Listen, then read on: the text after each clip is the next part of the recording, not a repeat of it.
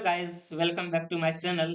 Guys, आप सभी को पता है कि मैं अपने चैनल शिक्षा मंथन बाय विकास सर पर इंग्लिश स्पीकिंग का कोर्स फ्री में लाया हूं, जो जिसका आज डे 3 है। तो जो भी भाई लोग पीछे के 2 लेक्चर को नहीं देखे हैं, वो पहले जाके पीछे के 2 लेक्चर को देखिए। उसके बाद ये तीसरा लेक्चर को देखिएगा। गाइस, मैं आपसे प्रॉमिस किया था कि मैं हर चीज बेसिक टू एडवांस बताऊंगा।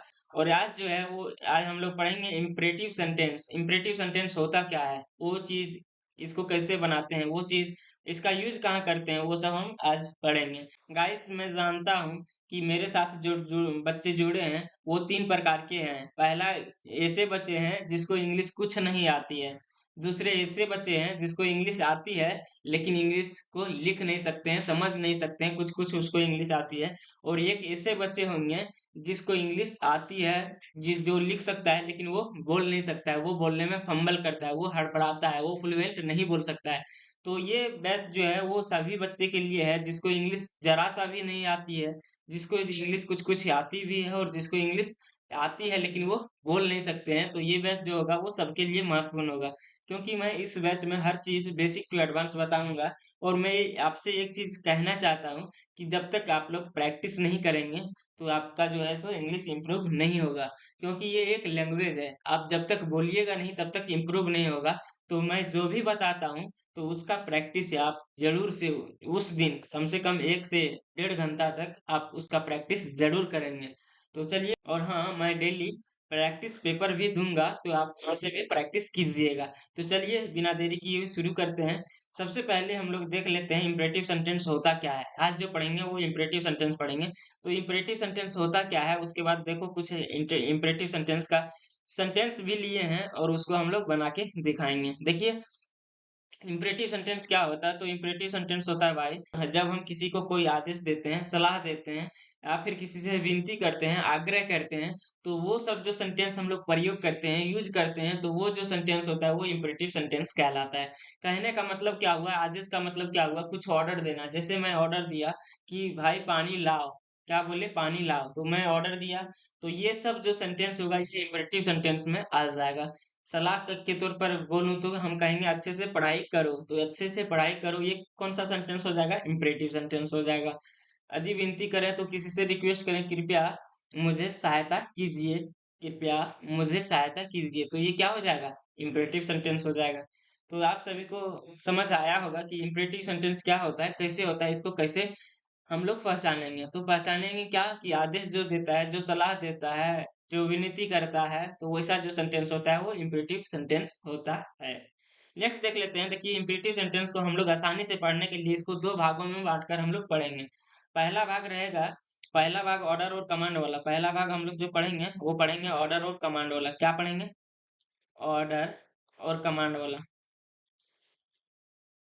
ऑर्डर और कमांड वाला पहला भाग पढ़ेंगे। और दूसरा जो पढ़ेंगे वो दूसरा पढ़ेंगे किसका, रिक्वेस्ट और ये एडवाइस वाला। रिक्वेस्ट और एडवाइस वाला। तो ये दोनों हम 2 भाग में इसको बांटकर पढ़ेंगे। पहला क्या पढ़ेंगे, देखो इम्परेटिव सेंटेंस यहाँ लिखा हुआ है। इम्परेटिव सेंटेंस को पढ़ेंगे पहला ऑर्डर और कमांड में, और दूसरा रिक्वेस्ट और एडवाइस में। देखिए, ऑर्डर और कमांड वाला क्या होता है, ऑर्डर और कमांड। देखिए, जब हम लोग किसी को कोई आदेश या आज्ञा देते हैं, है ना, किसी को कोई आदेश या फिर आज्ञा देते हैं, तो वो जो सेंटेंस होता है वो क्या होता है, वो ऑर्डर और कमांड वाला सेंटेंस होता है। एग्जाम्पल कहूँ तो क्या हो जाएगा, आदेश देना का मतलब हो जाएगा कि मैं कहूँ बाजार से सब्जी ला, क्या कहेंगे, बाजार से सब्जी ला। तो ये क्या किया मैंने, ये जो किया वो आदेश दिया। तो ये से जो सेंटेंस होंगे वो कौन सा सेंटेंस हो जाएंगे, इम्पेरेटिव सेंटेंस होंगे और ऑर्डर और कमांड वाला सेंटेंस होंगे। तो नेक्स्ट देख लेते हैं हम लोग इसका स्ट्रक्चर क्या होता है। तो भाई इसका स्ट्रक्चर होता है, देखिए इस तरह का आपको सेंटेंस देखने को मिलता है। तो इसका स्ट्रक्चर होता है कि वर्ब का फर्स्ट फॉर्म पहले लगाना है, उसके बाद ऑब्जेक्ट लगाना है। तो ऑब्जेक्ट आप सभी को पता है कि ऑब्जेक्ट होता क्या है। मैंने जो है सो बेसिक्स ऑफ इंग्लिश में आप सभी को बताया है कि ऑब्जेक्ट क्या होता है। और वर्ब की फर्स्ट फॉर्म V1 यानी कि मतलब वर्ब की फर्स्ट फॉर्म क्या होता है, तो आप सभी देख लीजिए। वर्ब जो होते हैं, वर्ब, वर्ब किसको कहते हैं, verb is action, verb is an action. Verb क्या है, एक एक्शन है, यानी कि काम है। क्या है, काम है। तो ये 2 प्रकार के होते हैं, वर्ब जो होते हैं वो 2 प्रकार के होते हैं। पहला होता है हेल्पिंग वर्ब यानी कि एक्सिलरी वर्ब, और दूसरा होता है मेन वर्ब। पहला क्या होता है? पहला होता है हेल्पिंग वर्ब यानी कि एक्सिलरी वर्ब। हेल्पिंग वर्ब, इसका एक अदर नाम है, वो क्या है? Axillary verb. एक्सिलरी वर्ब, देखिए पहला होता है हेल्पिंग वर्ब और एक्सिलरी वर्ब, दूसरा होता है मेन वर्ब। दूसरा क्या होता है? मेन वर्ब, है ना? दूसरा होता है मेन वर्ब। देखिए हेल्पिंग वर्ब और मेन वर्ब का डिफरेंस आपको नाम से ही पता चल रहा होगा। देखो हेल्प मतलब क्या होता है? सहायता करने वाला। हेल्पिंग मतलब क्या हो जाएगा? सहायता करने वाला। और मेन मतलब क्या होता है? मुख्य।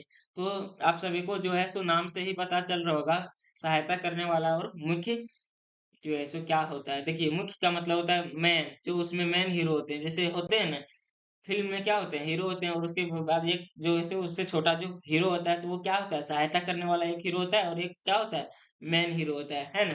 तो हेल्पिंग वर्ब यानी कि सहायता करने वाला वर्ब, और मेन वर्ब यानी कि मुख्य क्रिया।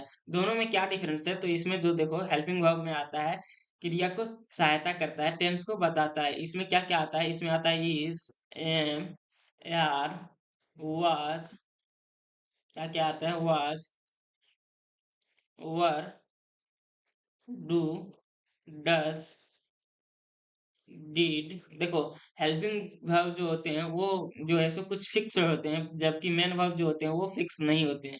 क्या क्या हो जाएगा? Is, am, are, was, were, do, does, did, do, does, did, has, have, had, can, could, क्या हो जाएगा? मे,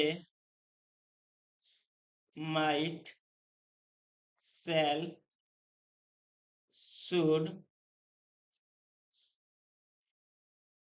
नीड टू, ये सब क्या है? ETC, ये सब क्या है? ये सब हेल्पिंग वर्ब है। कौन सा वर्ब है? हेल्पिंग वर्ब है ना? और मेन वर्ब क्या होता है? मेन वर्ब जैसे एक्शन, कोई भी काम को, जैसे मैक, एम ए की, मैक क्या है? मैक मतलब होता है बनाना, तो ये क्या हो जाएगा? मेन वर्ब होगा, है ना? तो मेन वर्ब का 5 फॉर्म्स होते हैं। मेन वर्ब का कितने फॉर्म्स होते हैं? 5 फॉर्म्स होते हैं। कौन कौन? वर्ब की फर्स्ट फॉर्म, वर्ब की सेकंड फॉर्म, वर्ब की थर्ड फॉर्म, वर्ब की फोर्थ फॉर्म, और वर्ब की फिफ्थ फॉर्म। देखो ये सब क्या क्या होता है? वर्ब की फॉर्म होते हैं। कौन वर्ब की फॉर्म होते हैं? मेन वर्ब की। जैसे यहाँ मैंने लिखा मैक, मैक का मतलब क्या होता है? मैक मतलब होता है बनाना। मैक मतलब क्या होता है? मैक मतलब होता है बनाना। तो ये क्या है? वर्ब की फर्स्ट फॉर्म है। देखो वर्ब की बेस फॉर्म को वर्ब की फर्स्ट फॉर्म कहा जाता है। मैक मतलब क्या होता है? मैक मतलब होता है बनाना। तो इसका सेकंड फॉर्म होता है मेड। सेकंड फॉर्म क्या होता है? मेड। और थर्ड फॉर्म होता है मेड। थर्ड फॉर्म भी होता है मेड। देखो सेकंड फॉर्म और थर्ड फॉर्म दोनों मैक का सेम ही होता है।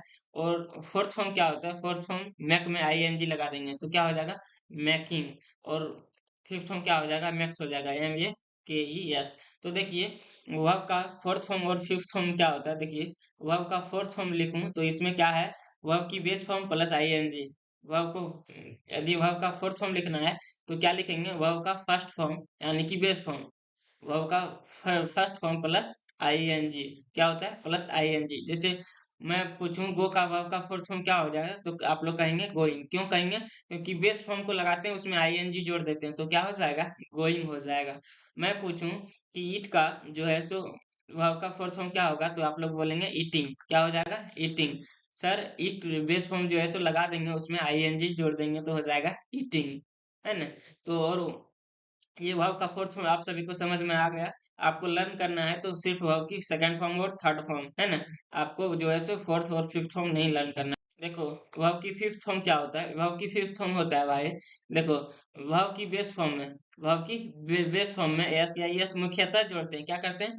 वर्ब की फर्स्ट फॉर्म में एस या ईएस हम लोग मुख्यतः जोड़ते हैं, तो वो जो हो जाता है वो मेरा क्या हो जाएगा? वो हो जाएगा वर्ब की फोर्थ फॉर्म। जैसे यही यही एग्जांपल का गो, गो का जो है सो वर्ब का फिफ्थ फॉर्म क्या हो जाएगा? तो गो का वर्ब का फिफ्थ फॉर्म ईएस लगा देंगे तो गोज हो जाएगा। ईट का जो है सो वर्ब की फोर्थ फॉर्म क्या, फिफ्थ फॉर्म क्या होगा? तो गो का जो है सो ये ईट का जो है सो ईट्स हो जाएगा। क्या हो जाएगा? ईट्स हो जाएगा। तो मैं उम्मीद करता हूँ कि यहाँ तक आप सभी को बहुत अच्छे तरीके से समझ आया होगा। तो इसका स्ट्रक्चर क्या है? इम्परेटिव सेंटेंस ऑर्डर वाला बनाने का स्ट्रक्चर है कि सबसे पहले वर्ब की फर्स्ट फॉर्म लगाएंगे, उसके बाद ऑब्जेक्ट को लगाएंगे। तो देख लेते हैं इसको कैसे किया गया। देखो दरवाजा बंद करो, तो ये क्या है? मेरा आदेश है, ऑर्डर है। मैं किसी को बोला, क्या बोला? दरवाजा बंद करो। क्या बोला? दरवाजा बंद करो। तो देखो इसमें वर्ब क्या है? इसमें काम क्या है? इसमें एक्शन क्या है? तो इसमें एक्शन है बंद करना। गाइस इसमें एक्शन क्या है, बंद करना। और ऑब्जेक्ट क्या है, किस पर काम हो रहा है, दरवाजा पर, तो दरवाजा बंद करो, तो दरवाजा जो है सो ऑब्जेक्ट है। तो इसका स्ट्रक्चर है कि वर्ब की फर्स्ट फॉर्म लगाना है, तो देखो शट, क्या होता है शट, शट यानी कि बंद करना, तो शट द डोर, तो क्या हो जाएगा, दरवाजा बंद करो।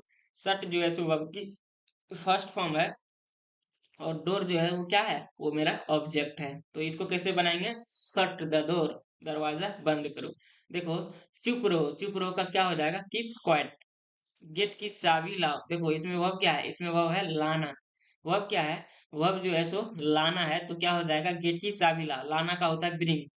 वर्ब की फर्स्ट फॉर्म क्या होता है, ब्रिंग, तो लगा दिए ब्रिंग सबसे पहले वर्ब की फर्स्ट, उसके बाद ऑब्जेक्ट, तो ऑब्जेक्ट क्या हो जाएगा, गेट की चाबी का हो जाएगा the key of gate, the key of the gate. तो गेट की चाबी ला, तो क्या हो जाएगा, bring the key of the gate, है ना। नेक्स्ट देखिए लिखा हुआ है दवाई खा लो, तो सबसे पहले किसका लगाएंगे, हम वर्ब की फर्स्ट फॉर्म लगा लेंगे, तो इसमें वर्ब क्या है, खा लो, तो खाना का क्या होता है, ईट, है ना। लेकिन दवाई के लिए मेडिसिन है, तो मेडिसिन के लिए ईट नहीं आएगा, तो दवाई के लिए यहाँ क्या आ जाएगा, तो खाने के लिए यहाँ जो वर्ड आएगा वो आ जाएगा टेक, क्या आएगा, टेक। तो क्या हो जाएगा, टेक द मेडिसिन, क्या हो जाएगा, take the medicine, take the medicine. तो दवाई खा लो, क्या को क्या कहेंगे, टेक द मेडिसिन। देखो खेलने के लिए जाओ, तो पहले क्या हो जाएगा, वर्ब की फर्स्ट फॉर्म लगाना है, तो जाना का क्या होता है, तो जाना का होता है गो, जाना का क्या होता है गो, और के लिए क्या हो जाएगा, टू, गो टू प्ले, तो खेलने के लिए जाओ, तो इसका क्या हो जाएगा, गो टू प्ले। घर जाओ, तो जाना का पहले लगाएंगे, वर्ब की लगाएंगे, तो जाना का क्या हो जाएगा, गो, उसके बाद घर, घर का हो जाएगा होम, तो क्या हो जाएगा, गो होम। उसके बाद देखो खाना खा लो, तो खाना खा लो, तो यहाँ खा लो का लगाएंगे ईट, क्यों लगाएंगे, क्योंकि खाना की बात की जा रही है, तो ईट फूड, खाना खा लो, ईट फूड। देखिए नेक्स्ट नेक्स्ट है गेंद लाओ, तो देखिए लाना का क्या होगा यहाँ, तो लाना का होगा ब्रिंग, लाना का वर्ड जो होता है वो क्या होता है, ब्रिंग। तो वर्ब की फर्स्ट फॉर्म लगा देंगे ब्रिंग, उसके बाद गेंद, तो क्या करेंगे, ब्रिंग द बॉल, तो क्या हो जाएगा, बॉल को लाओ। तो आप सभी को जो है सो समझ में आ रहा होगा। देखिए मैं और बना के दिखा देता हूँ और प्रैक्टिस करवा देता हूँ।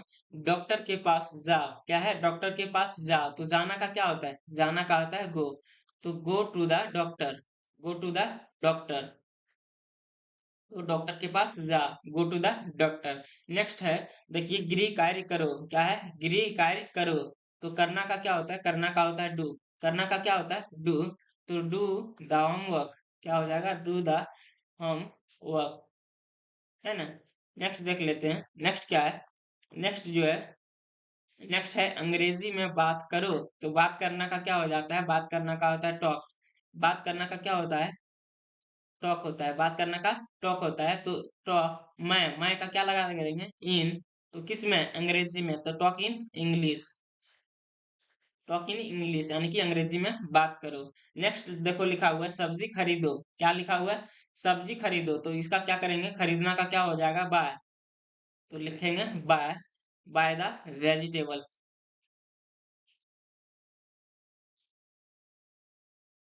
Bye the vegetable. देखो दीपक जलाओ, तो जलाना का क्या होता है, जलाना का यहाँ हो जाएगा लाइट, जलाना का क्या होता है, जलाना का हो जाएगा लाइट, क्या हो जाएगा, लाइट, लाइट अ लैम्प, क्या हो जाएगा, लाइट अ लैम्प। देखो नेक्स्ट है अपना फोन ढूंढो, देखिए अपना फोन ढूंढो, तो फोन का क्या देखो ढूंढना का क्या होता है, ढूंढना का होता है फाइंड, सर्च, तो क्या हो जाएगा, फाइंड, फाइंड अपना फोन, देखो अपना फोन, तो find your phone, find your phone, तो अपना फोन को ढूंढो, है ना। देखिए यहाँ योर कैसे आया, तो ये पोजीशन है भाई।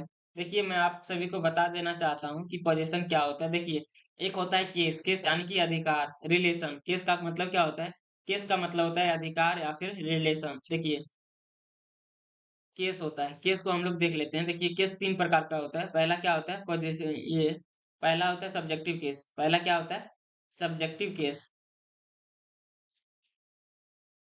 Subjective case. दूसरा होता है पॉजिटिव केस, पॉजिटिव केस। और नेक्स्ट होता है ऑब्जेक्टिव केस, क्या होता है, ऑब्जेक्टिव केस। केस जो होते हैं सो तीन प्रकार के होते हैं, केस यानी कि रिलेशन। देखो रिलेशन तीन प्रकार के होते हैं। कौन कौन होते हैं? पहला होते हैं सब्जेक्टिव केस, दूसरा होता है पॉजिटिव केस और तीसरा होता है ऑब्जेक्टिव केस। भाई आप सभी को मैं बता दिया सब्जेक्ट का मतलब क्या होता है, ऑब्जेक्ट का मतलब क्या होता है। तो देखो सब्जेक्ट का मतलब होता है जो सेंटेंस में काम करता है उसको क्या कहते हैं? कहते हैं सब्जेक्ट कहते हैं। तो सब्जेक्टिव किसी भी वर्ड में आई भी जुड़े तो वो होता है काम करने वाला। जैसे कहना है, जैसे आई भी, जैसे मैं आपको बोलूं, जैसे कलेक्ट, तो कलेक्ट मतलब क्या होता है? इकट्ठा करना। कलेक्ट का वर्ड मतलब क्या होता है? कलेक्ट का मतलब होता है इकट्ठा करना। उसमें आई भी जोड़ देंगे तो हो जाएगा इकट्ठा करने वाला। तो यहाँ क्या है? देखो सब्जेक्टिव केस यानी कि सब्जेक्ट के जगह यूज होने वाला रिलेशन, केस यानी कि रिलेशन। तो सब्जेक्ट के जगह यूज होने वाला रिलेशन। पॉजेसिव केस यानी कि पॉजेशन के जगह यूज होने वाला रिलेशन। और ऑब्जेक्टिव केस यानी कि ऑब्जेक्ट के जगह यूज होने वाला रिलेशन। देखिए ये चीज मैं बता रहा हूँ, इस तरह कोई नहीं बताएगा, आप ध्यान दीजिए। और आपको यदि वीडियो में आपको समझ में आ रहा है तो प्लीज आप अपने दोस्तों के साथ जरूर शेयर कीजिए, क्योंकि अकेले आप सीखिएगा तो आप इंग्लिश नहीं बोल सकते हैं। आपको इंग्लिश बोलने के लिए आपको प्रैक्टिस करना होगा, तो प्रैक्टिस आप अपने से करेंगे। और मैं बता रहा हूँ कि जो भी चीज मैं पढ़ाता हूँ तो कम से कम आप 1 घंटा उसका प्रैक्टिस जरूर कीजिए, तब जो है सो आप फ्लुएंट इंग्लिश बोल पाएंगे। आज जो मैं बता रहा हूँ, आज बता रहा हूँ इम्परेटिव सेंटेंस। तो घर में अपने से सोचिए कि अगल बगल क्या है, और अपने से 10 से 15 20 25 जितना हो सके आप अपने से बनाइए, है ना। तो देखिए सब्जेक्टिव क्या होता है, जैसे कुछ जो है सब्जेक्ट, सब्जेक्ट की जगह क्या क्या यूज करते हैं? तो आई यूज करते हैं। आई का मतलब होता है मैं। आई का मतलब क्या होता है? मैं। तो इसका जो पॉजिटिव होता है वो होता है आई माय, और जो ऑब्जेक्टिव होता है वो होता है मी। देखो नेक्स्ट हम लोग यूज करते हैं वी यानी कि हम या फिर हम लोग। तो हम, तो वी का क्या होगा? वी का होता है आवर, और इसका क्या हो जाएगा? एस हो जाएगा। उसके बाद क्या यूज करते हैं? उसके बाद यूज करते हैं हम लोग यू। सब्जेक्ट की जगह यूज क्या करते हैं? यू। यू यानी कि तुम। तो यू का क्या हो जाएगा? यू का हो जाएगा योर। क्या हो जाएगा? योर, और हो जाएगा यू। देखो ऑब्जेक्ट की जगह भी यू आता है और सब्जेक्ट की जगह भी यू आता है। नेक्स्ट देख लेते हैं। नेक्स्ट क्या होता है? नेक्स्ट होता है दे। नेक्स्ट जो हम लोग सब्जेक्ट की जगह यूज करते हैं वो क्या करते हैं? दे। दे यानी कि वे या फिर वे लोग। दे यानी कि वे या फिर वे लोग। तो इसका क्या होता है? दियर होता है। इसका जो होता है पोजीशन क्या होता है? दियर। और जो ये ये ऑब्जेक्टिव केस होता है वो क्या होता है? देम होता है ना। उसके बाद देख लेते हैं ही मन यानी कि वह, किसके लिए? लड़का के लिए। वह जो है सो किसके लिए यूज होता है? लड़का के लिए। तो इसका क्या हो जाएगा? ही का होता है हीज, और उसका हो जाएगा हिम। क्या हो जाएगा? हिम। नेक्स्ट है सी यानी कि वह, किसके लिए? लड़की के लिए। लड़की के लिए। किसके लिए हो जाएगा? लड़की के लिए। तो इसका जो हो जाएगा वो क्या हो जाएगा? वो हो जाएगा सी, होता है हर, और लास्ट हो जाएगा, लास्ट भी होगा हर। तो जो लड़की के लिए होता है वो पोजीशन भी हर होता है और ऑब्जेक्टिव केस भी हर होता है। नेक्स्ट देख लेते हैं ईट। ईट यानी कि यह या फिर वह। ईट जो है सो यह यानी कि वो या फिर वह। तो ईट का क्या होता है? ईट का ईट्स होता है पोजीशन, और इसका ईट होता है। तो मैं इसको क्यों बताया, इसका क्या प्रयोग है? देखो इसका प्रयोग है भाई, जब पोजीशन आता है तो पोजीशन अपने साथ किसी नाउन को लेके आता है। पोजीशन अकेले नहीं आता। पोजीशन जो ये पोजीशन वाला है ये अपने साथ किसी नाउन को लेके आता है, ये अकेले कभी सेंटेंस में नहीं आएगा। ये मैं नहीं कह सकता हूँ my is book. My is book नहीं कह सकते हैं। माई बुक इज गुड कह सकते हैं। माई ये कह सकते हैं, दिस बुक इज माइन कह सकते हैं। लेकिन माई हम जो है माई, माई आवर, देखो इसको जो है सो my, our, your, their, his, her और इट्स। हर यानी कि ये भी हर होता है। अब इसका बात नहीं कर रहा हूं मैं इसका बात कर रहा हूँ। ये सब जो है ये बिना नाउन का कभी भी सेंटेंस में कहीं नहीं आएगा। कभी जो है सो बिना नाउन का सेंटेंस में ये नहीं आएगा। तो ये आप सभी ध्यान रखिएगा कि ये यदि आता है तो इसके बाद जरूर कभी जो है सो नाउन आएगा। नाउन नहीं आएगा तो वो सेंटेंस सही नहीं होगा।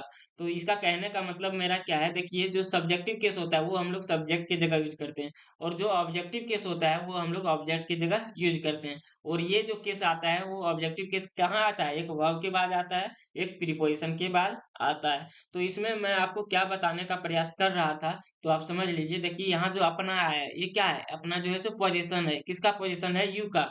यू का पोजीशन है, इसीलिए देखिए योर के बाद हम लोग क्या लिखे हैं? फोन लिखे हैं। योर के बाद क्या लिखे हैं? फोन लिखे हैं, है ना। जैसे मैं एग्जांपल में बता देता हूँ यहाँ। जैसे मेरा कहना है कि उसे बुलाओ, क्या कहेंगे?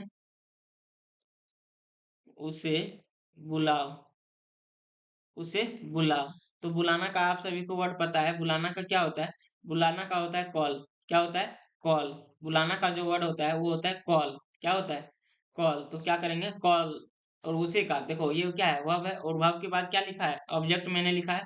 तो उसे का क्या हो? देखो ही मतलब हो जाएगा, वह उसे ही का मतलब होता है। तो ही का जो ऑब्जेक्टिव केस वो क्या होता है? हिम होता है। तो यहाँ हम लोग ही, हिम लगाएंगे, ना कि हम लोग ही या फिर हीज। क्या लगाएंगे? हम लोग हिम लगाएंगे, ना कि जो है सो ही लगाएंगे या फिर हिज लगाएंगे। क्या लगाएंगे? हम लोग हिम लगाएंगे। समझ में आया? तो वर्ब के बाद हमेशा क्या लिखना है? ऑब्जेक्टिव केस को लिखना है। वर्ब के बाद हमेशा क्या आता है? ऑब्जेक्ट आता है ना? तो find your phone, find your phone, अपना फोन ढूंढो। नेक्स्ट है हिंदी का गाना बजाओ। क्या है? हिंदी का गाना बजाओ। तो बजाना का क्या लिख देंगे? बजाना का लिख देंगे प्ले। क्या लिख देंगे? प्ले। तो play the Hindi song, play the Hindi song. तो हिंदी का गाना बजा। देखो नेक्स्ट लिखा हुआ है स्कूल जाओ। तो जाना का हो जाएगा गो, तो go to the school, go to school, तो स्कूल जा। नेक्स्ट है अ ग्लास, एक गिलास पानी लाओ। तो क्या हो जाएगा? लाना का होता है ब्रिंग। तो क्या हो जाएगा? Bring a glass of, bring a glass of water. क्या हो जाएगा? Bring a glass of water. Next है लाइट बंद कर दो। क्या है? लाइट बंद कर दो। तो बंद करना का लिखेंगे यहाँ स्विच ऑफ। स्विच, स्विच का क्या हो जाएगा spelling? Switch off the light. क्या लिखेंगे? स्विच ऑफ द लाइट, यानी कि लाइट को बंद करो। नेक्स्ट है खाना बनाओ। तो खाना बनाना, देखो बनाना का क्या होता है? मेक या फिर कुक। तो खाना बनाने के लिए कुक आता है, तो क्या लिखेंगे? कुक फूड, कुक फूड, यानी कि खाना बनाओ, है ना? देखिए यहाँ आपको क्या मिल रहा है? यहाँ मिल रहा है प्रैक्टिस शीट। प्रैक्टिस शीट यानी कि क्या? मैं जो अभी बताया इसका आप सभी प्रैक्टिस इससे करेंगे। इसमें आपको 10 सेंटेंसेस मिला है और आप इसे बनाकर, मैं इसका जो है सो पीडीएफ जो है सो टेलीग्राम पर दे दूंगा। आप इसको बनाकर आप चेक करेंगे कि आपका जो है सो कितना सही हुआ, और आप कमेंट में जरूर अपना स्कोर को बताएंगे। तो आज की क्लास जो है सो मैं यहीं तक रखता हूँ, फिर हम लोग यहाँ से आगे नेक्स्ट क्लास में करेंगे। तो मैं उम्मीद करता हूँ मैं आज जितना बताया, जितना समझाया, आप सभी को बहुत अच्छे तरीके से समझ आया होगा। यदि जो मैं बताया इससे कुछ आपको सीखने को मिला तो प्लीज मेरे चैनल को सब्सक्राइब कीजिए, वीडियो को लाइक कीजिए, वीडियो को दोस्तों के साथ शेयर कीजिए। और आप यदि चाहते हैं कि इसका जो है सो पीडीएफ आपको मिले तो आप मेरे टेलीग्राम को ज्वाइन कीजिए। मैं टेलीग्राम चैनल का लिंक डिस्क्रिप्शन में डाल दूंगा, आप वहां से ज्वाइन हो सकते हैं। या फिर आप सर्च कीजिए शिक्षा।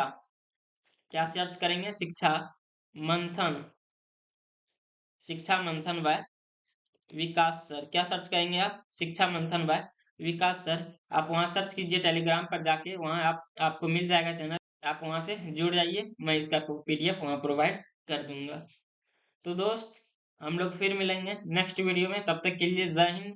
अपना ख्याल रखिए, अच्छे से रहिए, अच्छे से पढ़िए, ध्यान से पढ़िए।